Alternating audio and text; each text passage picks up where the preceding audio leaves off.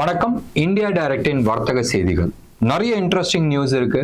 And நம்ம இது மாதிரி செய்தி எப்ப வேணா வரலாம்ன்றது நம்ம சொல்ல முடிஞ்சிச்சு. அகெயின் அண்ட் அகெயின் நான் சொல்றேன், ஒரு செய்தி வாரத்துக்கு முன்னாடி சார்ட் சொல்லும் தட் செய்தி வரப்போகுதுன்றது சொல்லுவாங்களா. ஏன வாரத்துக்கு முன்னாடி மணி ஓசை வரும்ன்றது சார்ட் செய்தி வாரத்துக்கு முன்னாடியே சார்ட் சொல்லுவேன், டே ரெடி ஆகுடா, சார்ட் பைக் ரெடி ஆகுதுன்ற நிறைய சார்ட்ஸ், ரைட்? அது ஸ்மால் கேப் ஆகட்டும், மிட் கேப் ஆகட்டும், லார்ஜ் கேப் ஆகட்டும், நிறைய ஸ்டாக்ஸ் கூப்பிட்டு கதவு தட்டி கூப்பிட்டு இருக்கு, ரெடி ஆகுங்கடா, we are ready for the பைன்ற மாதிரி, ரைட்? ஸோ செய்திகள் பாருங்க, டெஃபினட்டா மிஸ் பண்ணாதீங்க. செய்திகள்ல நான் நிறைய மறைமுகமா நிறைய இன்ஃபர்மேஷன்ஸ் நான் சொல்றேன். தோ உத்தம்ஸ் பார்வையில ஸ்டாக் ஸ்பெசிஃபிக்கா நம்ம பேசுறோம். எப்பயுமே செய்தி தெரிஞ்சுக்கிட்டனால் டெஃபினட்டா உங்களுக்கு லாங் டேர்ம் ஹோல்டிங் ரொம்ப கம்ஃபர்டபுளா இருக்கும். கம்ஃபர்ட் ஜோன்ல இருப்பீங்க. அண்ட் ஏதாச்சும் ஒரு 2-3% இல்ல 4%, 10% கீழே விழுந்தாலும் தைரியமா நிற்பீங்க. தட் எஸ், இது இந்த லெவல் போகுது, இந்த இன்ஃபர்மேஷன்ஸ் எல்லாமே இருக்குன்றது. ஸோ செய்திகள் தெரிஞ்சுக்கிறது மிகவும் அவசியம். சரி, இந்தியாவோட தெர்மல் கோல் இம்போர்ட், ரைட்? நம்ம நிலக்கரி இருக்குல்ல, இந்தியாவில் ஆல்மோஸ்ட் 60-65% நம்ம தெர்மல் பவர்ல தான் பவர் ஜென்ரேஷன் பண்றோம். அண்ட் இது expected to fall for the first time. நம்ம ஆல்மோஸ்ட் 2014 அப்புறமாவே கோல் இம்போர்ட் ரொம்பவே குறைச்சிட்டு வந்தோம். பல வருஷமா இந்தியாவில் இருக்கிற கோலை நம்ம யூஸ் பண்ணவே இல்லை, வெளிநாட்டுல இருந்தா நம்ம இம்போர்ட் பண்ணிட்டு இருந்தோம். It all changed and goal India மிகப்பெரிய லெவல்ல கோல் இது பண்ண ஆரம்பிச்சாங்க, தோண்ட ஆரம்பிச்சாங்க. ஒன்று. ரெண்டாவது, 2014க்கு முன்னாடி நிலக்கரி எங்க தோன்றாங்களோ அண்ட் நியரஸ்ட் ரயில்வே ஸ்டேஷன் நிறைய தூரம் இருந்துச்சு. ஸோ இங்க இருந்து இந்த இடத்துக்கு ட்ரக்ல இங்க இருந்து ட்ரெயின்ல வந்துட்டு இருந்துச்சு. இது ஒன் ஆஃப் தி ரீசன்ஸ். இதோட போடா சொல்லிட்டு இம்போர்ட் பண்ணிட்டு இருந்தாங்க, மோஸ்டா இந்தோனேஷியா இல்ல ஆஸ்திரேலியால இருந்து. பட் அது எல்லாமே மாறிச்சு. Railway track right up to the coal mine வரைக்கும் போக ஆரம்பிச்சிச்சு. ஒன்னு. ரெண்டாவது, கவர்மெண்ட் ப்ரோ ஆக்டிவா சில விஷயங்கள் பண்ண ஆரம்பிச்சாங்க. Individual power plant, right? Individual power plant அவங்க தான் டிசிஷன்ஸ் பண்ணிட்டு இருந்தாங்க. நான் எவ்வளோ கோல் வாங்கணும், எப்போ வாங்கணும்ன்றது டிசிஷன் பண்ணிட்டு இருந்தாங்க. But central government clear cut mandate வச்சிருந்தாங்க, நீ இவ்வளோ நாள் ஸ்டாக் கையில வச்சிருக்கணும். அந்த ஆக்டிவிட்டிஸ் ஆரம்பிச்சோடனே ஆல்மோஸ்ட் எல்லா தெர்மல் பவர் பிளான்ட்டுமே அவங்களோட ஆப்டிமம் கெப்பாசிட்டி லெவலுக்கு வந்துட்டாங்க. ஒன்று.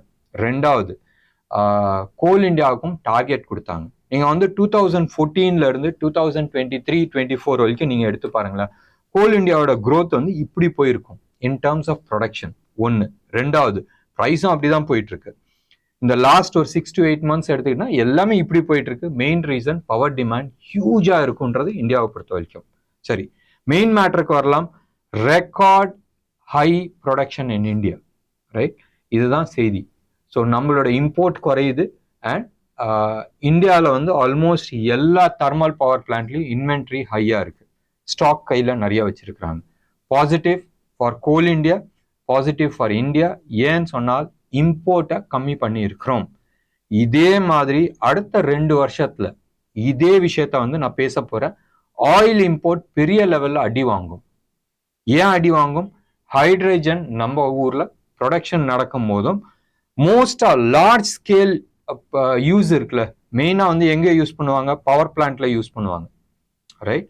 இல்ல ஸ்டீல் பிளான்ட் ஆகட்டும், இல்ல எல்லா பெரிய ஃபேக்டரியில எல்லாத்துலயுமே எரிய விடுறதுக்கு ஆர் ஹீட் ஜென்ரேட் பண்றதுக்கு மோஸ்டா எல்பிஜி யூஸ் பண்ணுவாங்க, இல்ல சிஎன்ஜி யூஸ் பண்ணுவாங்க, இல்ல கோல் யூஸ் பண்ணுவாங்க. கோல்லே ஹையர் லெவல் கோக்னுவாங்க, அந்த இது யூஸ் பண்ணுவாங்க. ஹைட்ரஜன் வந்துருச்சுன்னா ஒன்று. ரெண்டாவது, ரயில்வேஸ் எலக்ட்ரிசிட்டியில போறதோட நான் டைரக்டா ஹைட்ரஜன் போட்டு நான் போடலாம். டீசல் இன்ஜின் எல்லாத்தையும் ஹைட்ரஜனா மாத்தலாம். இதெல்லாமே இருக்கு. அது கட் ஆச்சுன்னு சொன்னால் நினைச்சு பாருங்களேன், வருஷத்துக்கு $153 பில்லியன், ரைட்? ஆல்மோஸ்ட் 12 இருந்து 15 லட்சம் கோடி. எவ்வளவு பெரிய சேவிங்ஸ், ரைட்? இது மனசுல வச்சீங்க. அடுத்தது முகேஷ் அம்பானி கொஞ்சம் உடம்பு சரியில்லை, எல்லாருக்குமே தெரிய விஷயம். அண்ட் பரவலா பேசுறாங்க that he had some issues. லண்டன்ல போய் மெடிக்கல் ட்ரீட்மெண்ட் பண்ணாங்க. அண்ட் நீங்க எடுத்து பாருங்களேன், லாஸ்ட் ஒரு 1.5-2 இயர்ஸா வந்து பசங்களுக்கு எல்லாத்தையும் வந்து சொத்தை பிரிச்சு கொடுத்து கிளியர் கட்டா, டே நீ இது பண்ணு, நீ இது பண்ணு, இது நீ பண்ணுன்னு சொல்லிட்டு எல்லாத்தையும் பிரிச்சு கொடுத்துட்டாங்க. பையனுக்கு, சின்ன பையனுக்கும் கல்யாணம் பண்றாங்க. பியூட்டிஃபுல்லா வந்து ஃபாரஸ்ட்ல ஜாம்நகர்ல வந்து ஒரு 3000 ஏக்கர்ல வந்து ஒரு ஜூ கட்டி இருக்கிறாங்க. நம்ம அடுத்தது அதை பத்தி பேசிக்கலாம். இப்ப நீதி Ambani for the first time ஒரு கம்பெனியை வந்து ஹெட் பண்ண போறாங்க. யாரு? ரிலையன்ஸும் வந்து டிஸ்னியும் வந்து ஒரு கம்பெனி ஃபார்ம் பண்றாங்க, ஜாயின் பண்ணி. அந்த கம்பெனிக்கு வந்து நீதி அம்பானி வந்து ஹெட் பண்ண போறாங்க. ஸோ டெஃபினட்டா வந்து இவரு நாளைக்கு மூவ் பண்ணால், இவருக்கு ஏதாச்சும் ஒன்று ஆனாலும் கம்பெனி வந்து ஸ்ட்ரக்சர் கிளியரா இருக்கும். யார் என்ன பண்ணணும்ன்றது கம்ப்ளீட்டா வந்து ஹேண்ட் ஓவர் பண்றாங்க. மேபி, மறுபடியும் நான் சொல்ல, maybe he will out from active business. பின்னாடி வந்து இருந்து மேல இருந்து நான் வந்து உங்களுக்கு அட்வைஸ் கொடுக்குறேன்ற மாதிரி ஒரு பிரசிடென்ட் ரோல்ல போறதுக்கு வாய்ப்புகள் நிறைய இருக்கு. குட். இந்த சமயத்துல வந்து எஸ்டேட் பிளானிங்னு வாங்க. இது ஒவ்வொரு நபரும் அவங்கவுங்க லைஃப்ல வந்து பண்ண வேண்டிய ஒரு விஷயம். அவர் ஃபர்ஸ்ட் கிளாஸா வந்து பண்ணி காட்டி இருக்கிறாரு. அடுத்தது நம்ம யோகா குரு பதாஞ்சலி கிளியர் கட்டா சுப்ரீம் கோர்ட் சொல்லியிருக்கு, டே அடங்குடா, ஏன்டா நாங்க கோர்ட் ரூல் கொடுத்தோம், நீ வந்து இதை இம்ப்ளிமெண்ட் பண்ண மாட்டேங்கிறன்ற மாதிரி ஒரு ஹார்ஷ் ஸ்டேட்மெண்ட் வந்து கொடுத்துருக்குறாங்க. இந்த மருந்து சாப்பிட்டா டிபி சரியாயிடும், கேன்சர் சரியாயிடும், டயபெட்டிக் சரியாயிடும்ன்ற ஆடு கொடுக்கறது ஃபர்ஸ்ட் நிப்பாட்டு ஒன்று. இன்னொன்று வந்து அலோபதிக்கு அகெயின்ஸ்டா வந்து எதுவுமே சொல்றதுக்கு உனக்கு அதிகாரம் கிடையாதுன்ற மாதிரி ஒரு கிளியர் கட் வந்து ஸ்டேட்மெண்ட் கொடுத்துருக்குறாங்க ஒன்று. ரெண்டாவது, உங்களோட மெடிசன் வச்சு இதெல்லாம் கியூர் ஆகுன்றதுக்கு ப்ரூஃப் கிடையாது. ஸோ இன்னம்லாம் இது மாதிரி மெடிக்கல் அட்வர்டைஸ்மெண்ட்ஸ் கொடுக்காதீங்கன்றது ஒரு கிளியர் கட் இன்ஸ்ட்ரக்ஷன்ஸ் கொடுத்துருக்குறாங்க. பார்க்க வேண்டிய விஷயம், பதாஞ்சலி வந்து அந்த கம்பெனி எப்படி பிஹேவ் பண்ண போறாங்கன்றது ஒன்று. ரெண்டாவது வந்து அந்த ஷேர் இன்னைக்கு ஒரு 5.5%, 4.99%, அதான லோவர் சர்க்கியூட்டு, அந்த லெவலை வந்து அடிச்சிச்சு. அடுத்தது ரிலையன்ஸ் கேபிட்டல், ரைட்? அனில் அம்பானியோட கம்பெனி திவால் ஆயிடுச்சு. இந்த கம்பெனியை வந்து ஹிந்துஜா குரூப் வந்து வாங்க போறாங்க. அண்ட் வாங்கி மற்ற விஷயங்கள்லாம் சரிப்படுத்த போறாங்க. ஆனால் உங்களாட்ட என்னையாட்டம் இந்த கம்பெனியில ஷேர் போட்டவங்க அம்பேல், ரைட்? இது கம்பெனியை வந்து டீலிஸ்ட் பண்ணியாச்சு. ஸோ ஆல் ரீட்டைல் இன்வெஸ்டர்ஸ் வந்து அடி வாங்கியாச்சு. ஸோ இது மாதிரி நிறைய பேர் ஓகே இந்த கம்பெனி டேக் ஓவர் பண்ண போறாங்க, இது வந்து சூப்பர் டூப்பரா போகுதுன்னு நினைச்சு மாட்டிக்காதீங்க. நானும் இது மாதிரி 2-3 கம்பெனியில வந்து நான் இன்வெஸ்ட் பண்ணேன். ஃபர்ஸ்ட் வந்து பதாஞ்சலி, ரைட்? இப்போ பதாஞ்சலின்ற பேர்ல இருக்கு. அண்ட் அதில் நான் இன்வெஸ்ட் பண்ணியிருந்தேன். சூப்பர் டூப்பரா போச்சு. எனது average buy was around 30 rupees. ஆக்சுவலாக 4 rupees என்னது. 10 ஷேருக்கு ஒரு ஷேர் வந்து பதாஞ்சலி கொடுத்தாங்க.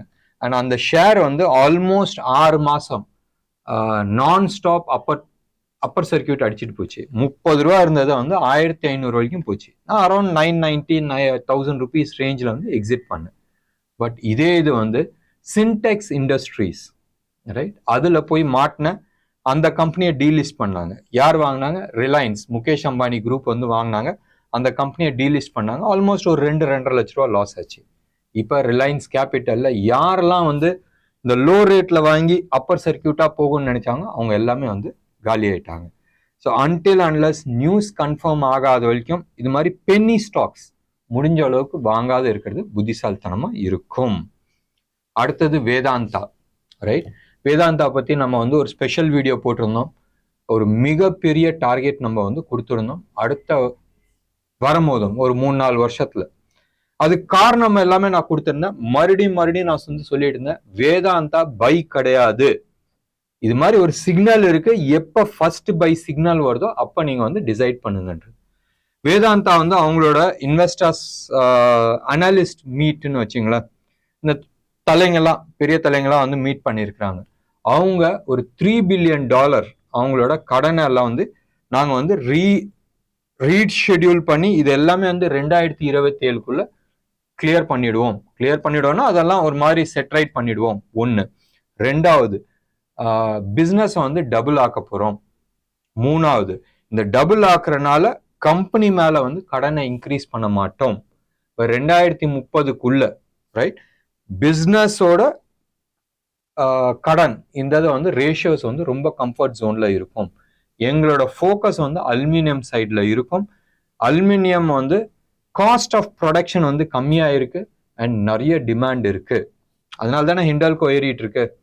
ஸோ இது ஒரு சைடு. இன்னொன்று சைடு வந்து ஹிந்துஸ்தான் ஜிங்க் அதோட ப்ரொடக்ஷன் கெப்பாசிட்டி வந்து டபுள் பண்ண போகிறோம். இது மாதிரி நிறைய விஷயங்கள் எல்லாமே எடுத்துகிட்டு வந்திருக்கிறாங்க. இது சூப்பர் டூப்பர் நியூஸ். இதுதான் நியூஸ் நம்ம எதிர்பார்த்தது, ரைட்? நம்ம ஏற்கனவே அனலைஸ் பண்ணியாச்சு. ஏதாச்சும் ஒரு நியூஸ் வரும், வெயிட் பண்ணலான்ட்டு. இந்த நியூஸை வந்து ரியாலிட்டியில கன்வெர்ட் ஆகும் அடுத்த ஃபியூ டேஸ்ல. சில ஆக்ஷன்கள்லாம் வரும். அப்போ வந்து வேதாந்தா ஒரு ரிவர்சல் வரதுக்கான சான்சஸ் இருக்கு. ஃபர்ஸ்ட் டே சார்ட்ல ரிவர்ஸ் ஆகி ஒரு லெவலை பிரேக் பண்ணும் போதும் ஃபர்ஸ்ட் என்ட்ரி போடுங்க. ஒரு 10% நீங்க பை பண்ணுங்க. வீக்லி சார்ட்ல கன்ஃபார்ம் வரும்போதும் அடுத்த ஒரு 30% நீங்க இன்வெஸ்ட் பண்ணுங்க. மந்த்லி சார்ட்ல சில கன்ஃபர்மேஷன்ஸ் வரும். அப்போ வந்து 100% என்ன 200% கூட நீங்க இன்வெஸ்ட் பண்ணிக்கலாம். ஸோ இதுதான் வந்து way of method. We call it as pyramiding, right?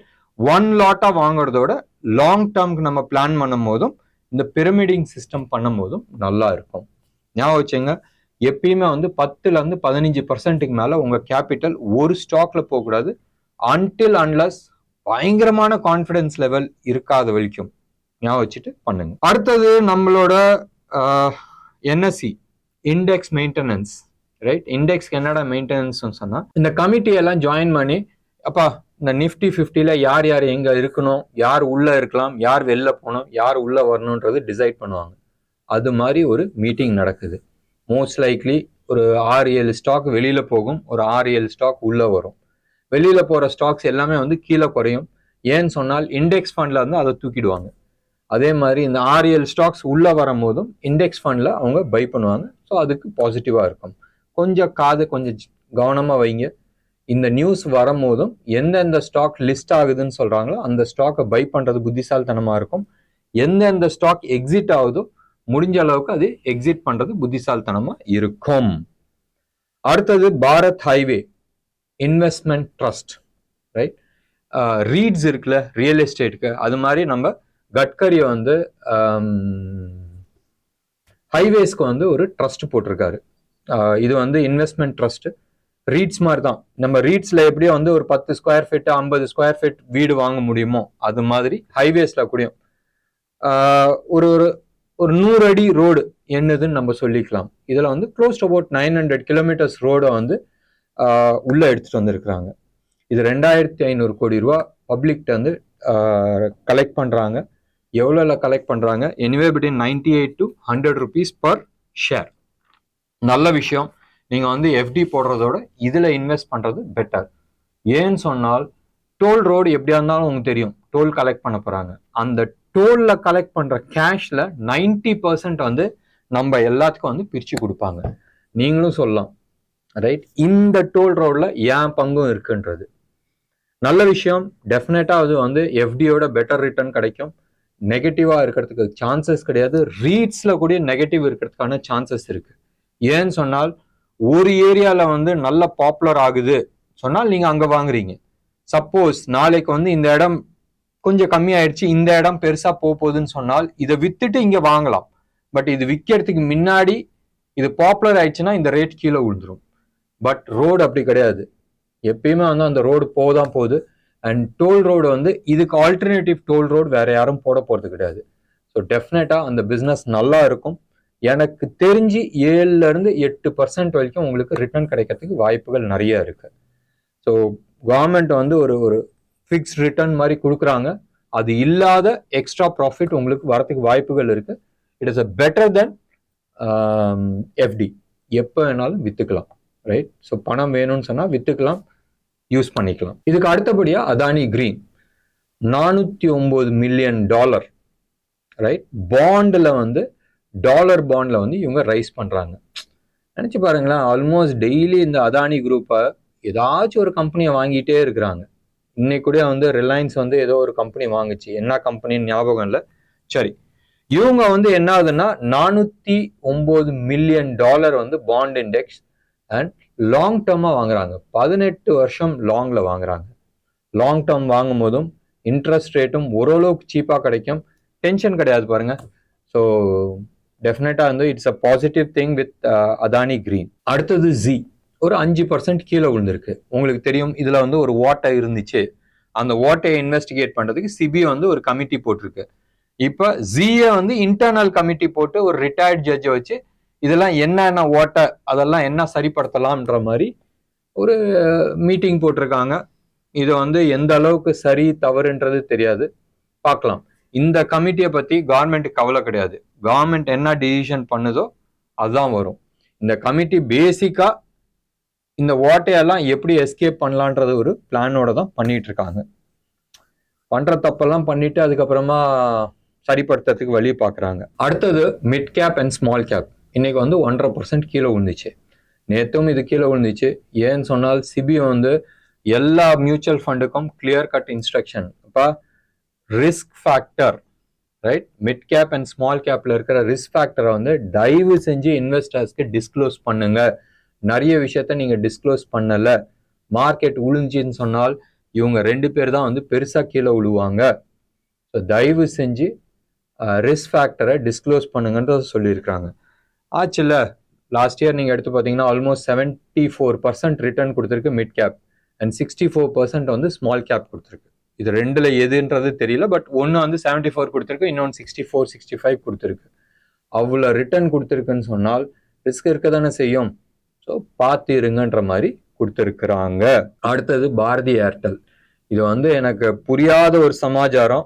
இந்த பீஸா மேல ஒரு 4 கேப்சிகம், ஒரு 2 வெங்காயம், 2 தக்காளி, முழு தக்காளி கூட இல்லை, 2 பீஸ் போட்டுட்டு ஹெல்தி பயங்கர நிறைய வெஜிடபிள் ரிச்ன்னு சொல்றாங்க தெரியுமா, அது மாதிரி இருக்கு. இவங்க வந்து இந்த சிம் கார்டு இருக்குல்ல, சிம் கார்டு எவ்வளோ, இந்த குட்டி விரல்ல இருக்கிற அந்த சைஸ் தான் இருக்கு. அதுல வந்து ரீசைக்கிள்டு பிளாஸ்டிக் வந்து யூஸ் பண்றாங்களாம். இதனால வந்து உலக சுகாதாரத்துல வந்து பெரும் மாற்றம் வந்துருமா.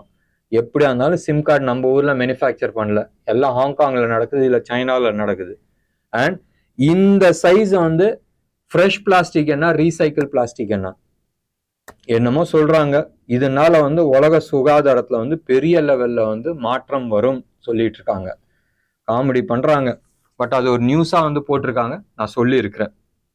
ஸோ மேபி அதனாலேயான்னு தெரியாது, பாரதி ஏர்டெல் இன்னைக்கு வந்து 0.3% வந்து பாசிட்டிவா இருந்துச்சு. சிரிப்பு வருதுல உங்களுக்கும்? சரி, இன்னைக்கு வந்து யூஎஸ் டேட்டா இருக்கு நைட் 11 o'clock ரைட். அவங்களோட இன்ஃப்ளேஷன் டேட்டாஸ் இருக்கு ஒன்று. அடுத்தது நம்ம ஃபெட் சேர்மேன் அந்த தலைவரும் பேசுறாரு அர்த்தராத்திரியில. பேசினதுக்கு அப்புறமா நாளை காலையில ஃபியூச்சர்ஸ் எப்படி இருக்குன்றது பாருங்க. யூஎஸ் ஃபியூச்சர்ஸ் என்ன ஆட்டம் போடுதுன்றது பாருங்க. மோஸ்ட் லைக்லி டேட்டாஸ் வந்து இன்ஃப்ளேஷன் வந்து மோர் ஆர் லெஸ் அப்படியே தான் இருக்கிறதுக்கு சான்சஸ் இருக்கு. சப்போஸ் இன்ஃப்ளேஷன் ஏறிச்சுன்னா டபன்னு கீழே விழுவும், அது மட்டும் ஞாபகம் வச்சுங்க. ஸோ ஒரு கிரிட்டிக்கல் பொசிஷன்ல நிற்குது அண்ட் விழுந்துச்சுன்னா கஷ்டம் தான். இப்போதான் வந்து ஒன்று சொன்னேன், ரிலையன்ஸ் பற்றி ஒரு செய்தி இருக்குன்றது. ரிலையன்ஸ் வந்து நம்ம ஸ்ரீலங்கா பேஸ்ட் ஒரு ட்ரிங்க் ரைட், சாஃப்ட் ட்ரிங்க். இவங்க வந்து ஏற்கனவே கேம்பா கோலா வச்சிருக்காங்க, ஒரு 2-3 பிராண்ட் வச்சிருக்காங்க. குஜராத் சைட்ல இருக்கிற பிராண்ட் இருக்கு, நம்ம ஊர்ல இருக்கிற காலி மார்க்கையும் வந்து டேக் ஓவர் பண்றதா பேச்சு இருந்துச்சு. காலி மார்க் ஒத்துக்கலையா என்னதுன்றது தெரியாது, பட் காலி மார்க்கோட ஃபேக்டரி அண்ட் டிஸ்ட்ரிபியூஷன் நெட்வொர்க் வந்து இவங்க யூஸ் பண்ண போறாங்க. அண்ட் ஸ்ரீலங்காவோட இந்த எலிஃபென்ட் ஹவுஸ் என்ற ஒரு பிராண்ட், ஒரு 150 வருஷமா அந்த ட்ரிங்க் வந்து பாப்புலரா இருக்கு. அந்த பிராண்டை வந்து இந்தியாவில் வந்து மார்க்கெட்டிங்க்கு எடுத்திருக்கிறாங்க.